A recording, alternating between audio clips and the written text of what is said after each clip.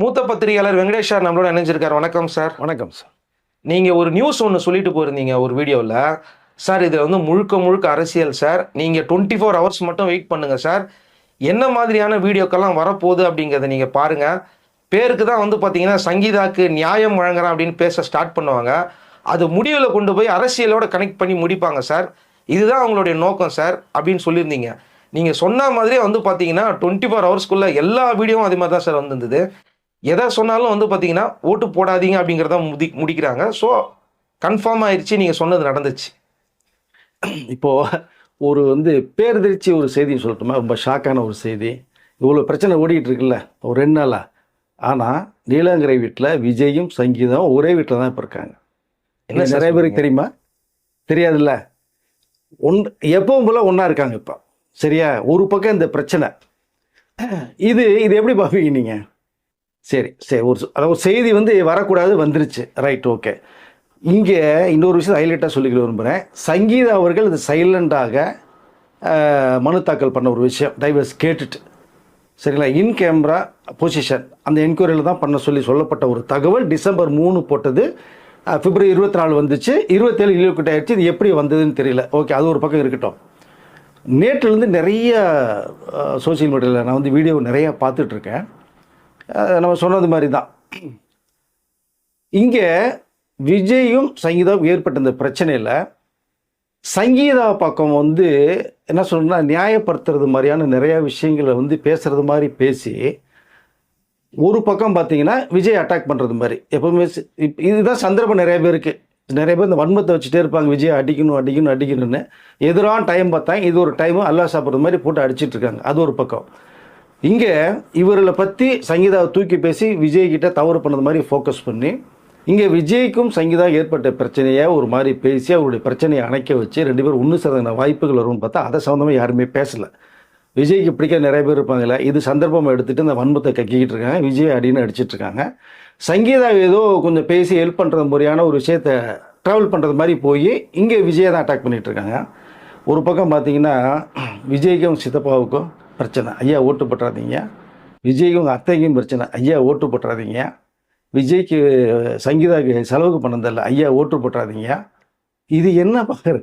இது விஜய்க்கும் இவளுக்கும் ஒரு சின்ன பிரச்சனை, ஓட்டு போடாதீங்கன்னா இதை நீங்கள் எப்படி பார்ப்பீங்க? இங்கே நம்ம தான் இதை கிரியேட் பண்ணி கொண்டு வரோங்கிறது மாதிரி ஒரு விஷயத்தை வெளியில் வந்துடுதா? இது சார்பாக பேசக்கூடியவர்கள் சில பேரும் பார்த்தோம்னா இது இதை நோக்கி தான் இருக்குது. இந்த பிரச்சனைக்கும் அதாவது 2 பேருக்கு ஒரு பிரச்சனை வந்துருச்சு, இது ப்ரைவேட் மெசேஜ் வந்தாச்சு, ரைட், ஓகே. இதற்கும் ஓட்டு போடாததுக்கு என்ன காரணம்? இது எப்படி பார்ப்பீங்க நீங்கள்? விஜய் பிடிக்காதவர்கள் உட்காந்து பேசிகிட்டு இருக்காங்க, சரி, ஓகே, இது ஒரு வாய்ப்பு. இதை நியூட்ரலாக பார்த்து விஜயும் சங்கீதா ஒன்று சேரணும் அப்படிங்கிற விஷயங்கள் நிறையா நானும் நிறையா பேசியிருக்கேன். 2 பேர் எப்படியா ஒன்று சேரணும், ஸோ அடுத்த கட்டத்துக்கு போகணும், ஃபேமிலிலாம் குடும்ப பிரச்சனை வரும் அப்படிங்கிறது நிறையெல்லாம் நான் பேசியிருக்கேன். சில முக்கியமான நபர்கள் கூட இதை தான் பேசியிருக்காங்க.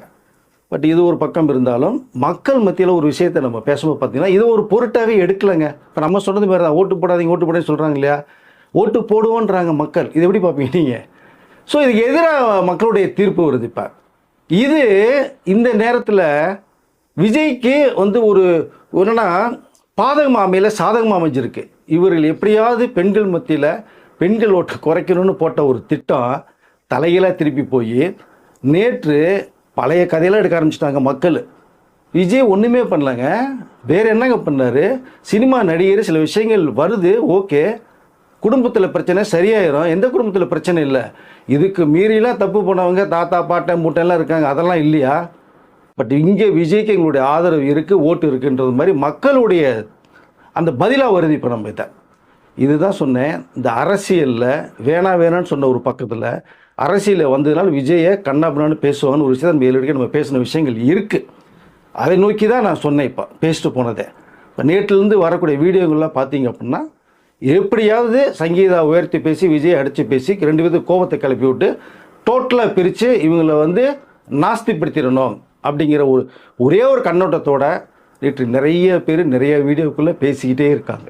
இது எப்படி பார்க்குறது நீங்கள்? இதற்கு மீறி மக்களுடைய ஆதரவு விஜய்க்கு ரொம்ப பெருகிட்டே இருக்குது. நேற்று அவருடைய வீடியோவை நான் பார்த்தேன். அப்போது சம்மந்தப்பட்டவர்கள் பேசுகிறது என்ன வீடியோவாக இருக்குது, சம்மந்தப்படாத மக்களுடைய ஆதரவு எப்படிங்கிறது நேற்று நம்ம பார்க்க முடிஞ்சது சார். இது ஸோ அப்போ நீங்கள் சொல்கிறது என்ன அப்படின்னா, முழுக்க முழுக்க விஜயும் சங்கீதாவும் கடைசி வரைக்கும் சேராமல் ரொம்ப பத்திரமா பார்த்துக்கிறாங்க. எஸ், அது என்னன்னா இவங்க ரொம்ப அக்கறை கண்டு எப்படியாவது இருக்கணும், சேர்ந்துடவே கூடாதுப்பா அப்படிமான விஷயத்தை தூபத்தை போட்டுகிட்டே இருக்காங்க. அதே எரியிற தீயை அணைக்க பார்க்கணும். ஸோ புகையிறதை வந்து சுத்தமாக அணைக்க பார்க்கணும். இதுதான் ஒரு ஒரு தனி நபரோட ஒரு கடமையாக இருக்கும். ஆனால் இங்கே இருக்கிறத வந்து ஊதி ஊதி ஊதி புகையை தீயாக மாற்றிட்டு பெரிய விஷயமாக்க பார்க்குறாங்க. ஆனால் பல பேருடைய கனவு கண்டிப்பாக நடக்காது. எல்லாருக்கும் நடக்கிற பிரச்சனை. இங்கே விஜய் பண்ணினது தவறா சரியாங்கிறது ரெண்டாவது விஷயம். ஒரு விஷயத்தை சங்கீதா ஃபோக்கஸ் பண்ணுறாங்க, அவ்வளோதான். நாளைக்கு 2 பேரும் ஒன்று சேர்ந்து என்ன பண்ணுவீங்க நீங்கள்? நான் இதுக்கு முன்னாடி நேற்று வீடியோட சொன்னேன், ரகுமான் மேட்டரை சொல்லியிருந்தேன் நான். அது நிறைய பேர் பேசி வருது, ஆமாங்க அப்படின்றாங்க. எனக்கு நிறைய ஃபோன் கால், சரியான விஷயத்த சொன்னீங்க சார் நீங்கன்னு பல ஊர்லேருந்து எனக்கு ஃபோன் வருது எனக்கு. அப்போது விஜயும் சங்கீதாவும் 2 பேரும் ஒன்று சேர்ந்து இப்படியே பசங்களுடைய லைஃபுக்காக மீண்டும் சேர்ந்து அவர் வந்து மிகப்பெரிய இலக்கை நோக்கி போகிறாரு. அரசியலில் வந்ததுனால தான் இந்த அடி அடிக்கிறாங்க. மக்கள் மத்தியில் விஜய் பேரை ரிப்பேர் பண்ணணும், டோட்டலாக வாஷ் அவுட் பண்ணணும். பெண்கள் ஆதரவு ரொம்ப அதிகமாக இருக்குது. அன்றைக்கு மக்கள் எம்ஜிஆர் இந்த மாதிரி இன்றைக்கி விஜய்க்கு இருக்குது. அதுதான் நிறைய பேருக்கு இப்போ பெரிய சிக்கலே. ஆண்கள் ஆதரவோட பெண்கள் ஆதரவு பெருகிட்டே இருக்குங்க. அதுதான் இங்கே வந்து ராத்திரி தூக்கம் பூரா போயிடுச்சு எல்லாருக்குமே. அப்போ இந்த பெண்கள் மத்தியில் அடிக்கணும்னா என்ன பண்ண முடியும்? வேறு எதையுமே நீங்கள் ஒன்றும் பண்ண முடியாது. இதுதான் வந்து சங்கீதா அவர்கள் முன்னே விஜய்கிட்ட சொன்ன விஷயத்தையும் லாஸ்ட் 2 வீக்ஸ் முன்னாடி பேசியிருப்பேன். அரசியல் தயவு செய்து கொஞ்சம் யோசிங்க, வேண்டாங்கிற மாதிரி பேசப்பட்ட ஒரு விஷயம் இருக்குது. அப்போது குடும்பத்தை இழுத்துருவாங்க, குடும்பத்திலே பிரிக்க பார்ப்பாங்க, குடும்பத்திலே செதற வடிச்சு பார்ப்பாங்கன்னா இப்போ கிட்ட நடந்துகிட்டு இருக்கா உங்களுக்கு? ஒய்ஃபே சங்கீதா ஒரு விஷயம் பண்ணுற அளவுக்கு போயிடுச்சாப்ப? அது காரணம் யார்? அது போக போக தெரியும். நம்ம அடுத்த வீடியோவில் பேசுவோம். நம்ம இங்கே பசங்க எதிரி ஆகிறாங்களா? இப்போ அதுதான் அவர் சொன்னார். நான் தனி ஒரு ஆளாக இருக்கேன், மக்களை நம்பி நான் வந்திருக்கேன், இப்போது நீங்கள் எனக்கு இருக்கீங்க, எனக்கு அது போதும் அப்படிங்கிற விஷயத்த விஜய் மேடைக்கு மேடை பேசிகிட்டு இருக்கார் இல்லையா? ஸோ கடைசியில் வந்து சென்டிமெண்ட்டான ஒரு ஒரு எமோஷனல் ஒரு அதாவது சென்சிட்டிவான ஒரு சென்டிமெண்ட் அப்படின்னு சொல்லி சொன்னார். எதற்கு சொன்னார்? ஏங்க ஒரு மனிதன் இவ்வளோ இருந்தும் நாட்டுக்கு ஒரு பண்ணணும்னு சொல்லி வந்தவரை சுற்றி அடிக்கிறாங்கன்னு சொல்கிறார், அழுத்தம் கொடுக்குறாங்கன்றாரு. இப்போ ஒய்ஃபை வச்சு அடிக்க ஆரம்பிக்கிறாங்க. ஆனால் இது வந்து நினைத்ததை விட சில சில சம்பவங்கள் அடுத்தடுத்து தலைகீழாக மாறும் அப்படிங்கிறத நான் தெளிவாக சொல்லிக்க விரும்புகிறேன். நான் இல்லை, இன்னொரு டவுட்டும் ஒன்று இருக்குது. தொடர்ந்து வந்து பார்த்தீங்கன்னா விஜய் வந்து எல்லா கூட்டங்களையும் வந்து ஒரு விஷயத்த சொல்லிக்கிட்டே இருக்காரு. என்னை நோக்கி வந்து பார்த்தீங்கன்னா என்னை அவமானப்படுத்தணும், அசிங்கப்படுத்தணும் அப்படிங்கிற சில முயற்சிகள் நடந்துக்கிட்டு இருக்கு, இன்னும் தொடரும். எனக்கு ஏதோ ஒரு நியூஸ் எல்லாம் வருது, என்னை இங்கேருந்து அப்புறப்படுத்துவதற்காக ரொம்ப ரொம்ப தீவிரமாக வேலைகள் நடந்துக்கிட்டு இருக்கு. அதற்கான ஆட்களை வந்து பார்த்தீங்கன்னா இறக்கி விட்டுருக்காங்க பேச சொல்லி அப்படிங்கிற மாதிரி அவர் தொடர்ந்து எல்லா நிகழ்ச்சியிலும் பேசிகிட்டு இருக்காரு.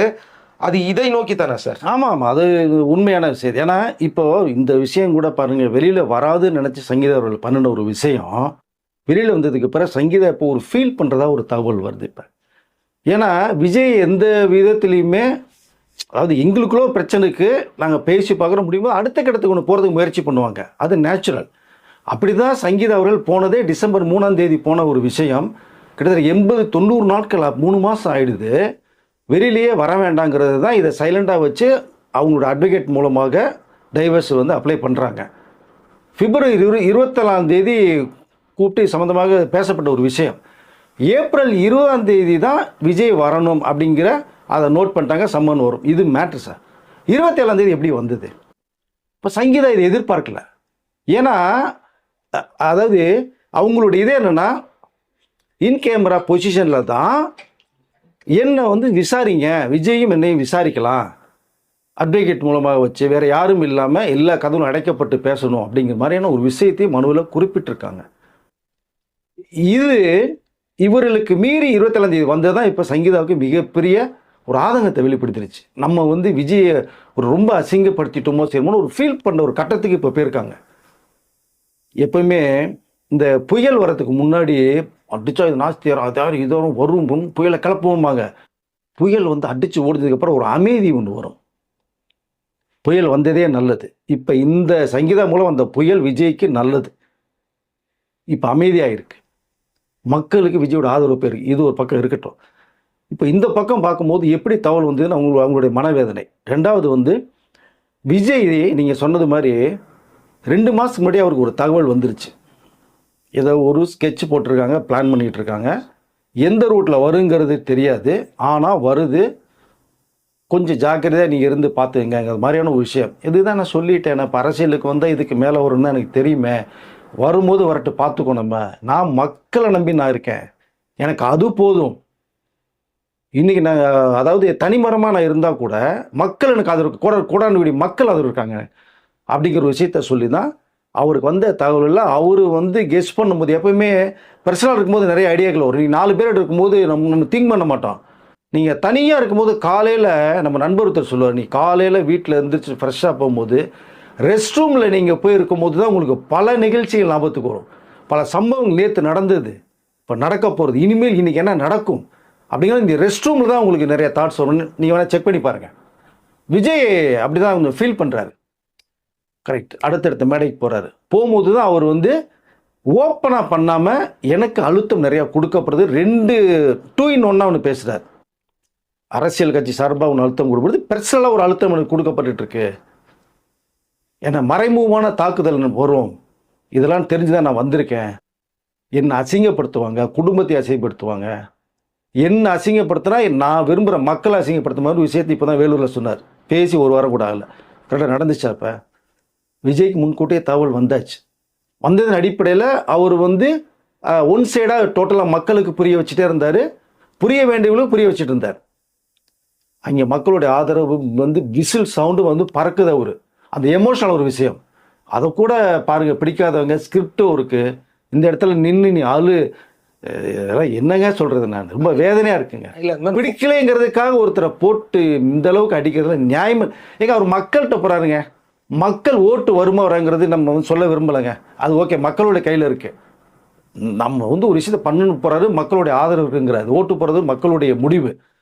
இங்கே இதை வச்சு அவருடைய இமேஜை காலி பண்ணணும், மக்கள் ஓட்டு அதாவது வரவிடாமல் தடுக்கணுங்கும் போது இதை யாருனாலையும் ஒருத்தருடைய வெற்றியை தடுக்கவே முடியாதுங்க. அது யாராக இருந்தாலுமே சொல்கிறேன் நான். அது ஃபோட்டோஷாப்புங்கிறது நிறைய பேர் சொன்னாங்க சார். என்னங்க இது என்ன சொல்கிறதுனே எனக்கு தெரியலங்க. எங்கே ஒரு மனுஷன் ஒரு எமோஷனலாக தன்னுடைய ஃபீல், இன்றைக்கி அந்த ஃபீல் உண்மைன்னு புரிவாங்கல்ல. அன்றைக்கி ஏதோ ஸ்கிரிப்ட் இருக்குது, அழுதாரு, இந்த நின்று எழுதணும், உட்காந்து திரும்ப எழுதணும்னு சொன்னாங்கல்ல. இன்னைக்கு இந்த சம்பவத்துக்கு பிறகு அவருடைய ஃபீல் அது புரியுதா இப்போ உங்களுக்கு? கரெக்டாகிடுச்சு. அதான் சார், அவர் ஆக்சுவலாக அது ஃபோட்டோஷாப் தான் பண்ணியிருக்கிறாங்க. அது விஜய் கிட்ட எழுதின கிட்ட அந்த பேப்பர் இல்லை அப்படிங்கிறது வெளியிலே வந்துருச்சு. அது நீங்கள் கூட ஃபோட்டோஷாப் பண்ணி போடலாம், அது ஒன்றும் பெரிய பிரச்சனையே கிடையாது. அது தேவையில்லைங்க. ஒரு யதார்த்தத்தை ஒன்று ஃபீல் பண்ணணுங்க. ஒரு மனுஷன் ஒரு எமோஷனலாக தன்னுடைய உள்ளுக்குள்ளே அடக்கி வச்சிருக்க விஷயம் இருக்கு இல்லைங்களா, அதை பிளாக்ஸ் பண்ணுறாரு, வெளியில் கொண்டு வர்றாருங்க. அது மக்கள் மன்றத்தில் சொல்கிறாரு. அவர் இப்படிலாம் இருக்குன்னு அடிக்கிறாங்க, சுற்றியில் அடிக்கிறாங்கண்ண அப்படிங்கிறார். அப்போ மக்களுக்கு தெரியுமில்ல, மக்கள் என்ன அவ்வளோ இதாவா இருக்காங்க. உங்களுக்கு மிகப்பெரிய அறிவாளிகளோட மக்கள் அறிவாளியா இருக்காங்க. சோசியல் மீடியா வந்த பிறகு இப்போ எதுவுமே மறைக்க முடியாது, ஒண்ணுமே முடியாது. நீங்க தும்முனீங்கன்னா இத்தனை தும்முனாரு, திரும்பிட்டு விஜய் அழுதாரு, அது வருது இல்ல. அப்புறம் அதனால விஜய்க்கு முன்பாகவே தெரியும், அதாவது சொல்லப்பட்ட ஒரு விஷயம் உணர்ந்தாரு. இப்படிலாம் சம்பவங்கள் வருமானா அவர் எதிர்பார்க்காத ஒரு விஷயம் இந்த தகவலை அடி உழுது. ஓகே, எப்பவுமே நீங்கள் தங்கத்தை எடுத்து வச்சு நீங்கள் அடித்து பண்ணால் தான் நீங்கள் செய்யக்கூடிய என்ன டிசைன் பண்ணுறீங்களோ அந்த டிசைனாக உருவாகும் ஒரு தங்கம். இல்லை சும்மா ஒரு கட்டியை மட்டும் தங்க பிஸ்கட்டே வச்சுட்டு இருக்கலாம். தட்டை தான் அது பட்டையை திட்டம். விஜயை தட்டை ஒரு பட்டை திட்டி ஜொலிக்கிறார் மக்கள் மத்தியில். மக்களுடைய ஆதரவு பெரிய இருக்கு, பெண்களுடைய ஆதரவு கம்மியாக இல்லை. விஜயை பிடிக்காத பெண்களும் தேவையில்லாமல் ஒரு குடும்பத்துக்குள்ளே பிரச்சனை பண்ணி குட்டையை கிளப்பி பொண்டாட்டியை விட்டு ஒரு விஷயத்தை பேச விட்டு அந்த அம்மா லண்டன்ல இருந்துட்டு இருக்கு. இது என்ன மாதிரி பார்க்கறது? விஜய் இப்படி இல்லாமல் ஒருத்தர் அடிப்பீங்க நீங்கிற அளவுக்கு மக்களுடைய மனநிலை மாறி இருக்கு. ஸோ இந்த 2 நாளா அதனால் விஜயுடைய அந்த செல்வாக்கு உயர்ந்திருக்கே தவிர குறையில. இது எல்லாமே வரும், வந்தே தீரும். இதையும் நான் தாண்டி போவேன், எனக்கு தெரியும். மக்கள் நம்பிக்கை எனக்கு இருக்குன்னு மக்கள் மேலே தான் ஒரே விஷயத்த ஃபுல்லாக இறக்கியிருக்கார் சார். இப்போ நான் பார்த்ததுல எனக்கு ஒரே ஒரு விஷயம் தான் தெரியுது, நீங்கள் மட்டும்தான் விஜயோடைய ஃபேமிலி நல்லபடியாக ஒன்று சேரணும்னு சொல்லிட்டு வீடியோ பேசிக்கிட்டு இருக்கீங்க நிறைய இடத்துல. மற்றபடி எல்லாரும் என்ன பண்ணிட்டு இருக்காங்க அப்படின்னா, அவங்களுக்கு நீ சங்கீதாவுக்கு நியாயம் வாங்கி தரேன் பாருங்கன்னு சொல்லிட்டு விஜயை போட்டு அடிக்கிறாங்க. இந்த வீடியோவை சங்கீதா பார்க்கும்போது விஜய் மீது ஒரு கோபம் வரும். கண்டிப்பா விஜய் இந்த வீடியோ பார்க்குறாங்க. ஆமாம், விஜய் இந்த வீடியோ பார்க்கும்போது சங்கீதா மேலே கோபம் வரும். ஸோ இவங்க விஜய் எதிராக பேச இவங்க 2 பேருக்கும் பிரிவு தான் அதிகமாகும். ஸோ இவங்க அதை தான் பண்ணிட்டு இருக்காங்களே தவிர யாரும் சங்கீதாவுக்கு நியாயம் வாங்கி தர்றதுக்கு பண்ணல. அது ஒரு விஷயமா இவங்க பேசி பூஸ்டப் பண்ணுறாங்க. ஆனால் இங்கே இப்போ 2 பேர் ஃபீல் பண்ணுற ஒரு விஷயம் இப்போ மாறி இருக்கு. அது தெரியாது நிறைய பேருக்கு. நம்ம நினைச்சது ஒன்று, தேவையில்லாம நடந்தது ஒன்றா போயிருச்சு. இப்போ நான் வந்து ஏன்னா நான் ஷூட்டிங்கில் விஜய் கூட நீ இப்போ 10-15 படம் என்ன கூட இருந்திருக்கேங்க. அவருடைய மனநிலை எனக்கு தெரியுங்க. அதிகமாக ஃபஸ்ட்டு பேச மாட்டாருங்க. ஒருத்தர் உதவி பண்ணக்கூடிய நிலைமையில் இருக்காரு. ஏங்க விஜய் எவ்வளோ உதவி பண்ணாரு. கொரோனா பீரியட்லாம் கிட்டத்தட்ட 5 கோடி ரூபாய் மேலே கொடுத்து வெள்ள நிவாரணருக்கு கொடுத்து கிட்டத்தட்ட கேரளா 70 லட்சம்ல பல கோடியில் இறக்கியிருக்காருங்க. வெள்ளத்துக்கும் கொரோனா பீரியட்லையும் யார் செய்யலைன்னு சொல்கிறாங்க. இவ்வளோ விஷயங்கள் செஞ்சிட்டு இருக்காரு. அப்புறம் அவர் வந்து செய்யக்கூடிய மனநிலை, சத்தம் போட்டு பேச மாட்டார். அதாவது 27 வருட மனைவியை போய் இந்த மாதிரி டார்ச்சர் பண்ண சொல்கிறேன், ஏற்றுக்கொள்ளவே முடியாது. உருவாக்கப்பட்டிருக்கு. அது பக்கத்துல இருந்து பார்த்தா மாதிரி சொல்றது. அதுதான் சொல்லி வேதனையாக இருக்குது. இப்போ நான் விஜயோட பழகினதுனால 2 பேரும் அதாவது நான் சங்கீதா அவர்களுடைய தெரியும். பட் எனக்கு சினிமாவை தவிர அரசியலுக்குள்ள நான் போக விரும்பலை. அரசியல் எதுவும் நடக்கும், அடிக்க தான் செய்வாங்க, ஏதாவது தாண்டி வரணும் விஜய், அது வேற. பட் இந்த குடும்பத்துக்கு அஃபெக்ஷனான ஒருத்தர் ஏதோ சந்தர்ப்பம் இந்த மாதிரி நடந்துருச்சு, அது ஒரு நடிகைனாலுன்னு சொல்லிட்டு அந்த நடிகை விலகி போகணும், மரியாதையை விலகிட்டார், ரொம்ப சந்தோஷம் தான். நம்மளால ஒரு குடும்பம் அது அழிய போகுதுன்னா அவங்க வந்து விலகி போகணும், அதான் மரியாதை, போயிடுவாங்கன்னு நினைக்கிறேன். இப்போ இப்படிப்பட்ட ஒரு விஜய் சங்கீதா அவர்கள் வந்து தெரிஞ்சவர்களுக்கு தான் தெரியும். ரொம்ப அஃபெக்ஷனான ஒரு ஃபேமிலி கப்புள் அவங்க. அப்போது என்ன மாதிரி சில நண்பர்கள் இருக்காங்க, என்னோட சில நண்பர்கள் இருக்காங்க, அவர்களும் எப்படியா 2 பேர் சேர்ந்து வாழணும் செய்யணும். அரசியலுக்கு வர்றாரு, மக்கள் தீர்ப்பு அது வேறு விஷயம், குடும்பத்துக்கு அடிக்க வேணாம்னு சொல்லி என்ன மாதிரி சில நண்பர்களும் வந்து பேசுகிறத நான் பார்க்க முடிஞ்சுது எனக்கு. நம்மளுக்கு இன்னொரு கேள்வி என்ன அப்படின்னு கேட்டிங்கன்னா, இப்போ சங்கீதா வந்து பார்த்தீங்கன்னா வேற ஒன்று நினச்சி அவங்க போட்டாங்க, நம்ம கணவர் நம்மளோட தான் இருக்கணும் அப்படின்னு சொல்லிட்டு அவங்க ஒரு விஷயத்த வந்து பண்ணியிருந்தாங்க. அது வந்து பார்த்தீங்கன்னா அதை அப்படியே அரசியலாக மாற்றிட்டாங்க. விஜய்க்கு எதிராக வந்து அதை இப்போ பயன்படுத்திக்கிட்டு இருக்காங்க அவங்க. ஸோ அது ஒரு வருத்தம், நீங்களே சொல்லிட்டு இருந்தீங்க. அப்படி இருக்கும்போதோ விஜய் இத்தனை நாட்களாக இந்த பிரச்சனையை ஏன் அவர் சுமூகமாக தீர்வு காணாமல் ஏன் அமைதியாக இருந்தார், எதனால் இவ்வளோ நாள் அவர் இழுத்தாரு அப்படிங்கிற மாதிரி நிறைய பேர் கேள்வி இருக்குது இல்லை சார். ஒன்று, நீ எனக்கு வேணான்னு சொல்லியிருக்கணும், அப்படி இல்லை அப்படின்னா வேணும்னு ஏதாவது ஒன்று சொல்லியிருக்கணும். ஏன் எந்த ரெஸ்பான்ஸும் பண்ணாமல் இருந்தார், ஏன் பதில் சொல்லாமல் இருந்தார்? அதுக்கு பின்னாடி ஏதாவது ஒரு விஷயம் இருக்கா? விஜய் அமைதியாக இருப்பதற்கு ஏதாவது முக்கியமான சில காரணங்கள் இருக்கா சார்? இல்லை, இப்போ ஆக்சுவலாக வந்து விஜய் வந்து சங்கீதா வேணான்னு சொல்லலைங்க, அவர் டைவர்ஸ்குள்ளே போகலைங்க. ஃபஸ்ட்டு அதை தெளிவாக புரிஞ்சுங்க. பட் அவருக்கு நிறைய பிரச்சனைகள் நிறையா இருந்தது. இந்த படங்கள் வந்து வர்றதில்லை, நிறைய பிரச்சனை சந்தித்தார். சில ஷூட்டிங்லலாம் சில பிரச்சனை நடந்ததெல்லாம் நீங்கள் பார்த்துருப்பீங்க. அவசரமாக ஷூட்டிங்கே கேன்சல் பண்ணி சென்னைக்கு வந்து இங்கே பேசிட்டு போன விஷயங்கள் நீங்கள் கேள்விப்பட்டிருப்பீங்க. படத்துக்கு படம் பிரச்சனை வருது. ஸோ அதில் ஒரு கவனம், நம்மளால் ஒரு ப்ரொடியூசர் வந்து ஸ்பாயில் ஆகிடக்கூடாது, ஷூட்டிங் கரெக்டாக முடிச்சு தரணுங்கிற அந்த ஒரு குறிக்கோள் ஒரு பக்கம். இந்த பக்கம் ஃபேமிலியில் கொஞ்சம் அப்படியே சின்ன சின்ன பிரச்சனைகள், இதை சங்கீதர்கள் அப்பப்போ காதில் போடுறது. ஏங்க ஒரு குடும்பத்தில் ஒரு பிரச்சனை வந்தால் தடாலடியாக ஒரு முடிவு எடுக்க முடியாதுங்க. அதை ஃபர்ஸ்ட் ஆஃப் ஆல் புரிஞ்சுக்குங்க. பிரச்சனை குடும்பமே கிடையாது. ஒய்ஃப் கேட்குறாங்கிறதுக்காக ஹஸ்பண்ட் டக்குன்னு முடிவு பண்ண முடியாது, ஹஸ்பண்ட் உனக்கு ஏதோ ஒய்ஃப் டக்குன்னு முடிவு பண்ண முடியாது. அதை காதில் வாங்கிட்டு யோசித்து தான் பதில் சொல்ல முடியும். சில விஷயங்கள் நீங்கள் ஆற போட்டிங்கனாலே அது ஒரு முடிவு தெளிவாகப்படுத்தும்.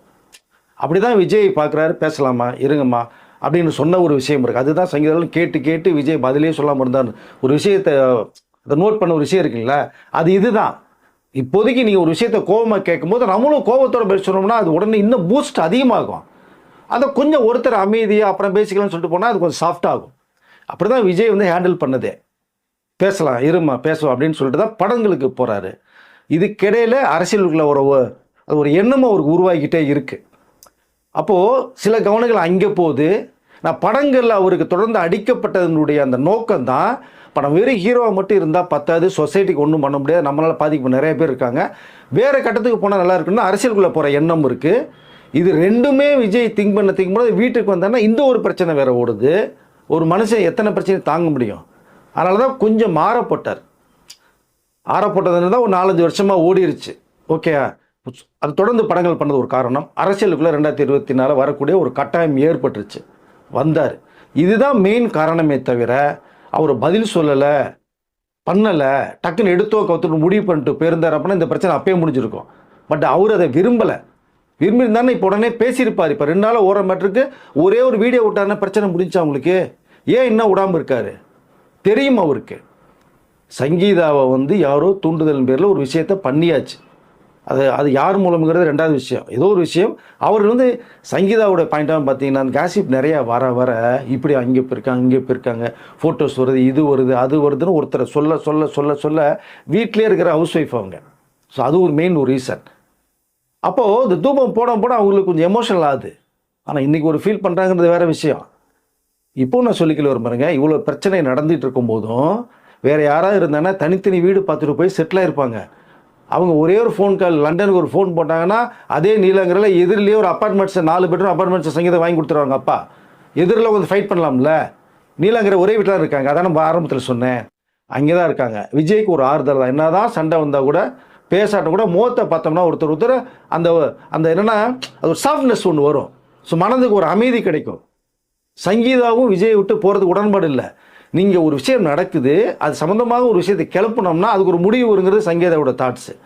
அப்போ இது கிட்டத்தட்ட இது ஒரு முடிவை நோக்கி போகுது. ஒரு பாசிட்டிவான முடிவாக இருந்தால் நான் நினைக்கிறேன் அப்படி தான் அமையும். ஸோ அப்போ சங்கீதா அந்த வீட்டில் தான் இருக்காங்க, விஜய் அங்கே தான் இருக்கார். அங்கேருந்து தான் புறப்படுறாரு, ஆஃபீஸ்க்கு வர்றாரு, போகிறாரு, திரும்பி ஒன்றா பார்க்குறாங்க. அப்போ மேலே இருக்காங்க, நாங்கள் கீழே இருக்காங்க.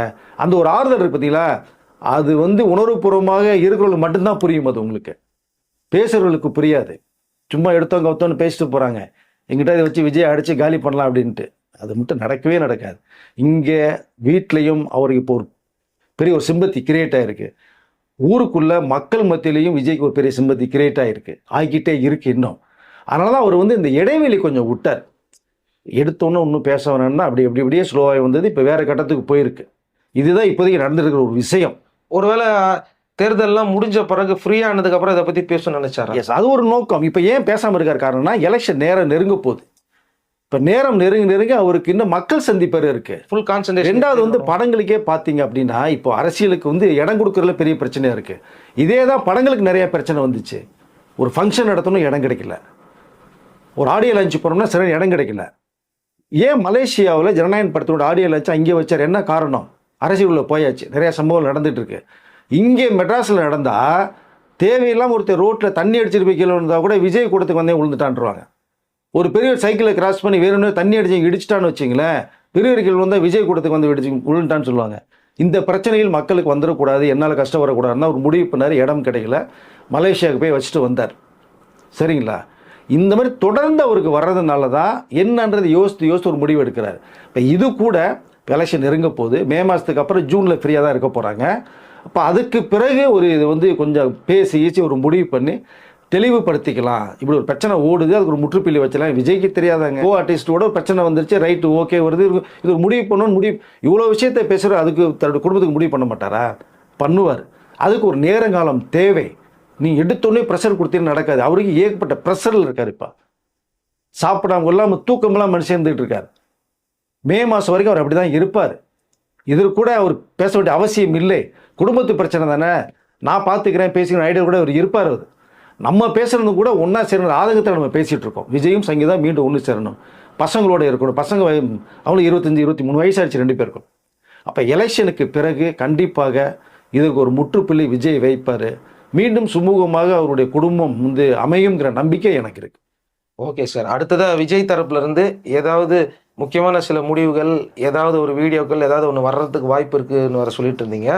ஸோ அடுத்த அப்டேட் என்ன வரப்போகுது அப்படிங்கிறத நெக்ஸ்ட் வீடியோவில் பார்க்கலாம். இப்போ நீங்கள் சொன்ன விஷயங்களே எல்லாமே, அதாவது இதுக்கு முன்னாடி நான் பார்த்த ஒரு 100-200 வீடியோக்கும் இப்போ நீங்கள் நீங்கள் கொடுத்த இந்த இன்டர்வியூக்கும் சம்மந்தமே இல்லாமல் இருக்குது. இல்லை, நம்ம யதார்த்தமாக ஒரு விஷயத்தை இப்போ பேசுகிறோம் சார். இருக்கிறத சொல்கிறீங்க, இருக்கிறத நம்ம பேசுகிறோம். நமக்கு முக்கியமான சில நண்பர்களும் இது மாதிரி யதார்த்தத்தை தான் பேசிகிட்டு இருக்காங்க.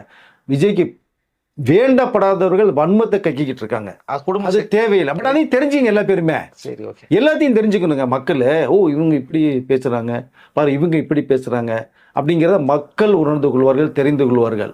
ஒரே ஒரு விஷயம், யாரை வச்சும் எதை அடித்தாலும் விஜயருடைய கிரேஸ் ஏறிட்டே இருக்கு, மக்கள் ஆதரவு பெருகிட்டே இருக்குங்கிறது தெளிவாக தெரியுது. இப்போ நீங்கள் சொன்ன ஒவ்வொரு விஷயமும் ரொம்ப புதுசாக இருக்குது. எனிவே அடுத்த வீடியோவில் இதோடைய அடுத்த அப்டேட் பார்க்கலாம். நன்றி சார்.